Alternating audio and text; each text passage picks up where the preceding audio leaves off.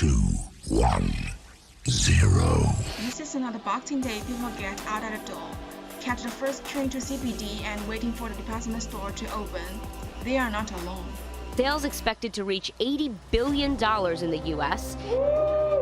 We made it! The average American spending close to $400 throughout the holiday weekend, with some brick-and-mortar stores now handing out a select number of tickets to people in line for the hottest items. They'd been waiting all night, but still found the energy and enthusiasm to hit the ground running in pursuit of a bargain. Scenes repeated across London as hundreds of thousands took a holiday from austerity, taking part in the now traditional Christmas sales. Boxing Day is celebrating the day after Christmas Day, when servants and tradesmen would traditionally receive gifts known as Christmas box from their master. With the development of business community, Boxing Day is much more like shopping event. But why people are so fanatical to this? What exactly the attractive part of the Boxing Day? I don't usually do Boxing Day shopping, but I have a lot of friends who do. Yes, I have been to Boxing Days a few times in the past. Do you do Boxing Day shopping? No, I don't. Yeah. No, I don't. Okay. Because it's so hectic. Yeah.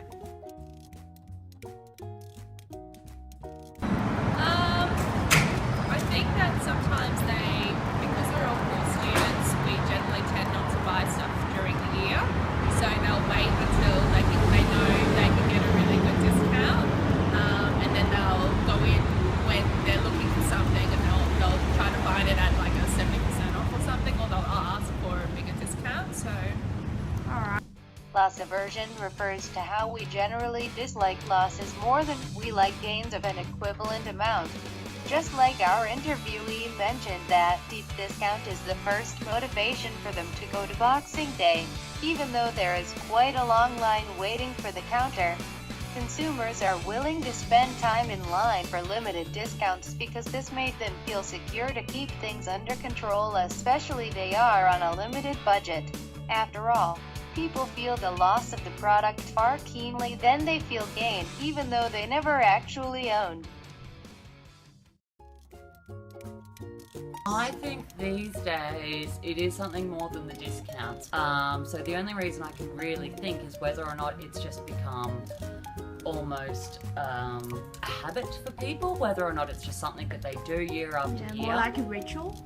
Yeah, absolutely. Or whether or not it is something to do with just this urge to, from the build-up of Christmas maybe, to release, whether or not that's money because they had a disappointing Christmas or they didn't get what they wanted. Yeah, so it's more like they've set the, say, mental wallet already. Exactly right, yeah. And I think that's the thing. Christmas is just, it's so much about money these days, and I think, there is this, again, the mentality that, people will go shopping, so they will spend money on that day. Consumers nowadays are not only rational decision maker but more like a experience seeker, especially on like Christmas Day or Boxing Day. They pay attention to the sensory and hedonic aspect during the shopping experience. The experience of crowd shopping malls, decorations and lights aligned with customer cultural image of Boxing Day more than sitting on the sofa and shopping online.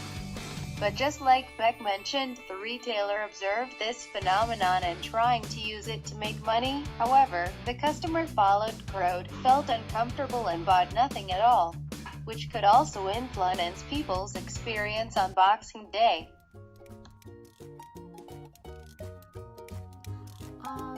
Not too much. Most of the things I purchased on Boxing Day were already planned beforehand, except books. I've mostly planned what I needed to purchase and saved approximately how much I needed to spend before the Boxing Day. Mental accounting is when individuals allocate assets into separate grouping to which they may assign different levels of utility. Like Bonnie said that she mostly planned what she needed to purchase and saved approximate how much she needed to spend before Boxing Day. Shoppers also have a mental wallet, a predetermined amount they plan to spend this shopping event. So, stores that showcase gift ideas early allow shoppers to set aside mentally funds and potentially return and purchase soon after.